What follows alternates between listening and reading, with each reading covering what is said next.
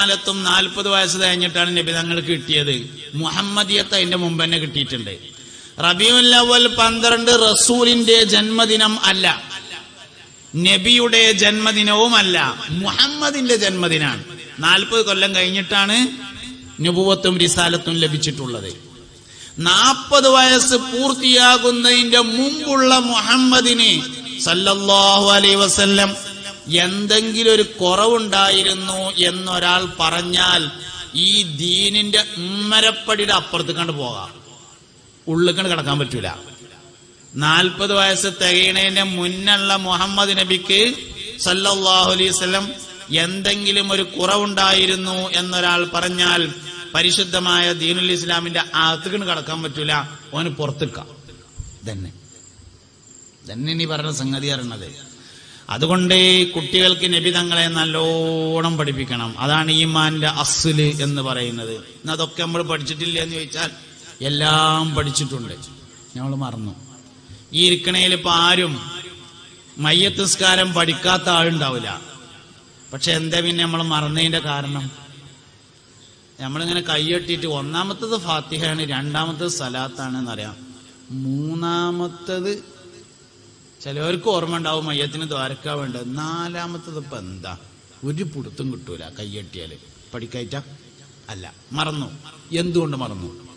മറന്നതിന്റെ കാരണം 12 വയസ്സിന് മുമ്പ് ഹിഫ്ള് ആക്കൽ മാത്രമാണ് നടക്കുക, ജീവിതത്തിൽ ഉപകാരപ്പെടാൻ വേണ്ടി പഠിക്കൽ നടക്കൂല. നമ്മളൊക്കെ ഈ മലബാറിലൊക്കെ മുമ്പ് പെൺകുട്ടികളെ കെട്ടിക്കുമ്പോ ഉസ്താദ്മാർക്ക് തുണിയും കുപ്പായും കിട്ടിയിരുന്നു. ഇപ്പൊ കിട്ടലില്ല. ഈ സയ്യിദുൽ ഉലമ പറഞ്ഞതിന്റെ പേരിലിട്ട് AC വെച്ചു കൊടുത്തെങ്കിലേ ഉള്ളൂ. മുമ്പൊക്കെ പെൺകുട്ടികളെ കെട്ടിക്കുമ്പോ ഉസ്താദ്മാർക്ക് തുണിയും കുപ്പായും കിട്ടും. ഈ തുണിയും കുപ്പായും കിട്ടുക 8ാം ക്ലാസ്സിന് മേലെ പഠിപ്പിച്ച ഉസ്താദിനാണ്. അതെന്താ കാര്യം എന്നറിയങ്ങള്? 12 വയസ്സ് കഴിഞ്ഞതിന്റെ ശേഷമുള്ള ഗുരുനാഥന്മാരെയാണ് ഓർക്കുക, അല്ലാത്തത് വേഗം മറക്കും. 12 വയസ്സ് കഴിഞ്ഞാലാണ് ഞാൻ പഠിക്കുന്നത് എനിക്ക് വേണ്ടിയാണ് എന്ന് ചിന്തിക്കാൻ പറ്റുക എന്നാണ്. അതിന്റെ മുന്നേ പഠിക്കണതൊക്കെ ഒന്നുകിൽ ഉസ്താദ്മാർക്ക് വേണ്ടിയിരിക്കാറ്, അല്ലെങ്കിൽ വാപ്പാർക്ക്, അല്ലെങ്കിൽ ഉമ്മാക്ക് വേണ്ടിയിട്ട്, അല്ലെങ്കിൽ റബീഉൽ അവ്വൽ 12-ന് സമ്മാനം കിട്ടാൻ വേണ്ടിയിട്ട്, അല്ലെങ്കിൽ സർട്ടിഫിക്കറ്റ് കിട്ടാൻ, അല്ലെങ്കിൽ വലിയൊരു പ്ലാസ്റ്റിക്കിന്റെ കൂജ കിട്ടും, അതിന് വേണ്ടിയിട്ടൊക്കെയാണ് പഠിക്കല്. ജീവിക്കാൻ വേണ്ടി പഠിക്കണമെങ്കിൽ 12 വയസ്സ് കഴിയണം. അള്ളാന്റെ അനുഗ്രഹം കൊണ്ട് അപ്പോത്തിന് 2 സർട്ടിഫിക്കറ്റ് കിട്ടിയിട്ടുണ്ടാവും. സർട്ടിഫിക്കറ്റ് ഒക്കെ വേണ്ട തന്നെയാണ്, പക്ഷെ നമ്മൾ ഈ സർട്ടിഫിക്കറ്റ് വല്ലാതെ ചുയിപ്പാക്കുന്നുണ്ട്. 2 സർട്ടിഫിക്കറ്റ് കിട്ടും. ഒന്ന് 5ാം ക്ലാസ്സിലെ സർട്ടിഫിക്കറ്റും കിട്ടും, ഒന്ന് 7ലെ സർട്ടിഫിക്കറ്റും കിട്ടും. അതാണെങ്കിൽ ഉസ്താദ്മാര് ഫ്രെയിം ചെയ്ത് കാണ്ടൊരു കൊടുന്നെരിഞ്ഞ് കൊണ്ടുപോയിട്ടാണ് തൂക്കിയാൽ മതി.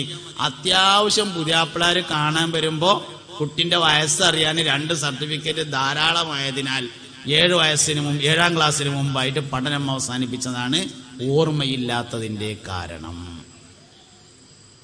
ഇൽമിന്റെ സംരക്ഷണം എന്ന് പറഞ്ഞാൽ വളരെ പ്രധാനമാണ് എന്നാണ്. അതായത് കുട്ടികൾക്ക് നമ്മൾ സംരക്ഷണം കൊടുക്കേണ്ടത് 4 പ്രധാനപ്പെട്ട സംരക്ഷണങ്ങളാണ് കുട്ടികൾക്ക് നൽകേണ്ടത്.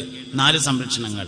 1 ഈമാന്റെ സംരക്ഷണം, 2 ഇൽമിന്റെ സംരക്ഷണം, 3 അഭിമാനത്തിന്റെ സംരക്ഷണം, 4 സമ്പത്തിന്റെ സംരക്ഷണം. 4 സംരക്ഷണങ്ങൾ കുട്ടികൾക്ക് മാതാപിതാക്കൾ, ഉസ്താദന്മാർ എല്ലാവരും ഏർപ്പെടുത്തണം എന്നാണ്. 4 സംരക്ഷണം. 1 ഈമാന്റെ സംരക്ഷണം. ഈമാൻ സംരക്ഷിക്കപ്പെടണമെങ്കിൽ മുഹമ്മദ് നബിയിൽ താല്പര്യം ഉണ്ടായിരിക്കണം സല്ലല്ലാഹു അലൈഹി വസല്ലം.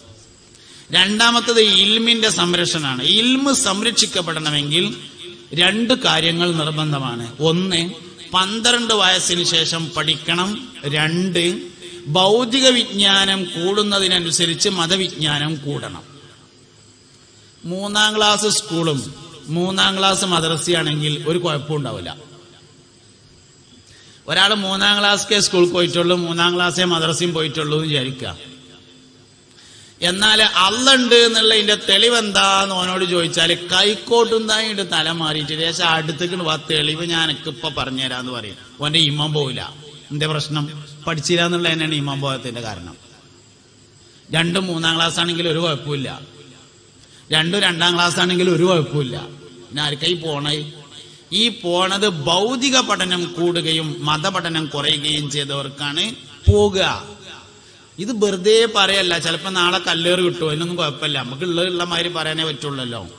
ഭൗതിക വിദ്യാഭ്യാസം കൂടുതലും മതവിദ്യാഭ്യാസം കുറവുമായാൽ ഇമാം പോണ്ട്. മൂന്നാം ക്ലാസ്സുകാരൊന്നല്ല യുക്തിവാദിയാകണത്, മൂന്നാം ക്ലാസ്സുകാരല്ല ലിബറലിസ്റ്റ് ആകണത്, മൂന്നാം ക്ലാസ്സുകാരല്ല സർവമത സത്യവാദിയാകുന്നത്. ആരാ? ഭൗതിക വിദ്യാഭ്യാസം. ഞാൻ ഭൗതിക വിദ്യാഭ്യാസത്തിനെതിരല്ല കേട്ടോ, അനുകൂലമാണ്, വളരെ അനുകൂലമാണ്. അതിനുവേണ്ടി സ്ഥാപനങ്ങൾ നടത്തുന്ന ആളുമാണ്, ഒരു അഭിപ്രായ വ്യത്യാസം അതിലില്ല. പക്ഷെ ഒരു കാര്യം നിർബന്ധമാണ്, ഭൗതിക വിദ്യാഭ്യാസത്തിന്റെ കൂടെ മതവിദ്യാഭ്യാസം കൂടണം, അല്ലെങ്കിൽ പ്രശ്നവും. പല സംശയങ്ങൾക്കും മറുപടി ഇട്ടൂല. ഇപ്പൊ രണ്ട് കാര്യം ഞാൻ നേരത്തെ പറഞ്ഞ സ്ഥിതിക്ക് അതിന്റെ മറുപടി കൂടിയും പറയണം. യാതൊരു പ്രശ്നവും അതിലില്ല, ഹദീസ് നേരെ പഠിച്ചാൽ മതി. ആദ്യത്തെ കാര്യം, നബിതങ്ങൾക്ക് കള്ളുകൊണ്ടേ കൊടുന്ന സംഭവം എന്താ? കാര്യങ്ങള് ഈത്തപ്പഴത്തിൽ നിന്നെടുക്കുന്ന ഒരു ചാറ്, ഒരു പാനീയം, ഒരു നീര് ആ കാലത്ത് എല്ലാവരും കുടിക്കൽ പതിവുണ്ട്. അതിനൊരു പേരുണ്ട്. ആ പേര് പിൽക്കാലത്ത് യൂറോപ്യന്മാർ ഒരു മദ്യ ഫാക്ടറിയിൽ നിന്ന് ഉൽപ്പാദിപ്പിക്കുന്ന ഒരു കള്ളിനിട്ടിട്ടുണ്ട്. പേര് ഞാൻ മനഃപൂർവ്വം പറയാതിരിക്കുകയാണ്. അതെ, അങ്ങനെ ചില പരിപാടി ഉണ്ട് നമുക്ക്. ജന്നത്ത്, സ്വർഗത്തിലെ ഏറ്റവും വലിയ സ്ഥലത്തിന് പറയുന്ന പേര് ഫിർദൗസ് ആണ്. സ്വർഗത്തിന് 100 ദറജയാണുള്ളത്, അതിലെ ഏറ്റവും വലിയ സ്ഥലമാണ് ഫിർദൗസ്. ഫിർദൗസിന്റെ ഇംഗ്ലീഷാണ് പാരഡൈസ് എന്നത്. നമ്മളത് ബാർമ കൊണ്ടുപോയി എഴുതി, ബാറിനാണ് നമ്മളാ പേരിട്ടുള്ളത്. എന്നതുപോലെ ഈത്തപ്പഴത്തിൽ നിന്നെടുക്കുന്ന ഒരു പാനീയം അക്കാലത്ത് കുടിക്കൽ പതിവുണ്ട്. ആ പേരിൽ പിൽക്കാലത്ത് യൂറോപ്പിലെ ഒരു മദ്യ കമ്പനി ഒരു മദ്യം പുറത്തിറക്കിയിട്ടുണ്ട്. ഇന്ന് ആ പേര് നെറ്റിലടിച്ചാൽ ഒരു കള്ളാണ് കാണുക. അത് ഒരിക്കൽ ഒരാൾ നബി തങ്ങൾക്ക് കൊണ്ടുവന്നു കൊടുത്തു, ആ ഈത്തപ്പഴത്തിൽ നിന്നുള്ള ഒരു പാനീയം. അതിനെ വെയിലത്ത് വെച്ച് ചൂടാക്കിയിട്ട് പുളിപ്പിച്ച് കള്ളാക്കി മാറ്റൽ പതിവുണ്ടായിരുന്നു. അപ്പോൾ കൊണ്ടുവന്നു കൊടുത്തപ്പോൾ മുസ്തഫ നബി സല്ലല്ലാഹു അലൈഹി വസല്ലം തങ്ങൾ അയാളോട് ചോദിച്ചു, സഹോദരാ, ഇത് വെയിൽ കൊണ്ടിട്ടില്ലല്ലോ എന്ന് ചോദിച്ചു. അപ്പോൾ അയാൾ പറഞ്ഞു, ഇല്ല നബിയെ, വെയിൽ കൊണ്ടിട്ടില്ല, ഞാനത് ഇല കൊണ്ട് മറച്ചു പിടിച്ചായിരുന്നു കൊണ്ടുവന്നത് എന്ന് പറയുകയും നബി തങ്ങൾ വാങ്ങിക്കുടിക്കുകയും ചെയ്തു എന്ന ഈ സംഭവം ഇമാം ബുഖാരി റളിയല്ലാഹു അൻഹു തന്റെ സഹീഹിൽ ഉദ്ധരിച്ചിട്ടുള്ളതാണ്. ഒരു പ്രശ്നവുമില്ല. എന്തേ പ്രശ്നമുള്ളൂ? പഠിക്കാത്ത പ്രശ്നം മാത്രമേ ഉള്ളൂ, പഠിച്ചിട്ടില്ല എന്നുള്ള പ്രശ്നം മാത്രമേ ഉള്ളൂ. അറിയില്ലെങ്കിൽ ഒരു കുഴപ്പമില്ല. ഭൗതിക പഠനം കൂടി വരുന്നതിനനുസരിച്ച് മതപഠനം കൂടിയില്ലെങ്കിൽ പ്രശ്നമാവും. ഇതന്നെ സംഗതി. പുണ്യനബി സല്ലല്ലാഹു അലൈഹി വസല്ലം തങ്ങൾ ഒരു കല്യാണം കഴിച്ചിരുന്നു, ഒരു വിവാഹം കഴിച്ചിരുന്നു. 11 വിവാഹം നബി തങ്ങൾ കഴിച്ചിട്ടുണ്ട്. അതിൽപ്പെട്ട ഒരു സ്ത്രീയെ വിവാഹം കഴിച്ചു.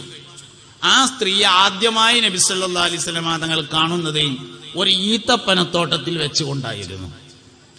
അവരുടെ വാപ്പ, ഈ ഭാര്യയുടെ പിതാവ്, മോളോട് പറഞ്ഞിരുന്നത് മദീനത്തെ രാജാവിനെ കൊണ്ട് അന്നെ ഞാൻ കെട്ടിക്കാന്നിരുന്നു. അപ്പൊ പെണ്ണ് സമ്മതിച്ചു. അങ്ങനെ നിക്കാഹ് നടന്നു. നബി തങ്ങൾ ഭാര്യയെ ആദ്യമായി കാണാൻ വേണ്ടി ഈത്തപ്പനത്തോട്ടത്തിൽ ചെന്നപ്പോ ആ പെണ്ണ് പറഞ്ഞു, അതായത് നബിന്റെ ഭാര്യയാണ്, നിക്കാഹിച്ച ഭാര്യയാണ്. ആ പെണ്ണ് പറഞ്ഞു, എനിക്കൊരാട്ടിടയന്റെ കൂടെ ശയ്യ പങ്കിടാൻ താല്പര്യമില്ല എന്ന് പറഞ്ഞു. കാരണം എന്റെ വാപ്പ രാജാവിന് കെട്ടിച്ചു കൊടുക്കാന്നാ പറഞ്ഞത്. അപ്പോൾ അവൾക്ക് തൃപ്തിയില്ല എന്ന് മനസ്സിലായപ്പോൾ ഇരിക്കാനുള്ള വസ്ത്രം വാങ്ങിക്കൊടുത്ത് പറഞ്ഞേക്കാൻ നബി തങ്ങൾ നിർദ്ദേശിച്ചു എന്നതാണ് സംഭവം. ഇമാം ബുഖാരി റളിയല്ലാഹു അൻഹു ഉദ്ധരിച്ചിട്ടുള്ള ഹദീസാണ്. ഒരു കുഴപ്പവും അതിനില്ല, എക്സ്ട്രാ ഡീസന്റ് ആണ്. കാരണം ഒഴിവാക്കി വിടുമ്പോ ഇരിക്കാനുള്ള തുണിങ്കുപ്പായും കൂടിയും കൊടുത്തിട്ടാണ് പറഞ്ഞേക്കുന്നത് എന്നർത്ഥം. ഇതാണ് സംഭവം. അത് മനസ്സിലാവണമെങ്കിൽ എന്ത് വേണം? ഈ ഹദീസ് ഇമാം ബുഖാരി റളിയല്ലാഹു അൻഹു കൊണ്ടുവന്നിട്ടുള്ളത് ഭാര്യമാരെ കുറിച്ച് പറയുന്ന അധ്യായത്തിലാണ്. നബി തങ്ങളുടെ ഭാര്യമാരെ കുറിച്ച് പറയുന്ന അധ്യായത്തിലാണ് കൊണ്ടുവന്നത്. അതിന്റെ അപ്പുറത്തും ഭാര്യമാരെ കുറിച്ചാണ്, ഇപ്പുറത്തും ഭാര്യമാരെ കുറിച്ചാണ്, നടുവിൽ ഇങ്ങനെ വെച്ചിട്ടുണ്ട്. എന്നാ പിന്നെ സ്വാഭാവികമായിട്ട് നമുക്ക് തോന്നും അവിടെ ബ്രാക്കറ്റിലൊന്ന് എഴുതി കൊടുത്താൽ പോരെ, അത് നബി തങ്ങളുടെ ഭാര്യയാകുന്നു. അത് ചെയ്യൂല എന്നുള്ളതാണ് ബുഖാരി ഇമാം റളിയല്ലാഹു അൻഹുവിന്റെ വിശ്വസ്തത. കാരണം ആ ഹദീസ് റിപ്പോർട്ട് ചെയ്ത ആൾ അത് പറഞ്ഞിട്ടില്ല എന്നുള്ളതാണ് കാരണം. ആ ഹദീസ് റിപ്പോർട്ട് ചെയ്ത ആൾ അങ്ങനെ പറയാത്തതുകൊണ്ട് അതിന്റെ ഇടയിൽ എഴുതൂല. അതന്നെ. എന്നാൽ തെറ്റിദ്ധരിക്കാതിരിക്കാൻ വേണ്ടി അതിന്റെ മുന്നത്തെ ഹദീസും നബി തങ്ങളുടെ ഭാര്യമാരെ കുറിച്ചാണ്, അതിന്റെ പിന്നത്തെ ഹദീസും മുസ്തഫ നബി സല്ലല്ലാഹു അലൈഹി വസല്ലം തങ്ങളുടെ ഭാര്യമാരെ കുറിച്ചാണ്. അപ്പൊ ഇങ്ങനെ പഠിച്ചാൽ തീരുന്നതേ വിഷയം ഉണ്ടാവുള്ളൂ. പക്ഷെ നമ്മളെന്ത് ചെയ്യും? സംശയിക്കാനേ നമുക്ക് സമയമുള്ളൂ, പഠിക്കാൻ നേരമില്ല എന്നുള്ളതാണ്. ഭൗതിക വിദ്യാഭ്യാസം മതവിദ്യാഭ്യാസവും ഒരുമിച്ച് പോകാത്തൊരു സാഹചര്യത്തിലാണ് ദീനിൽ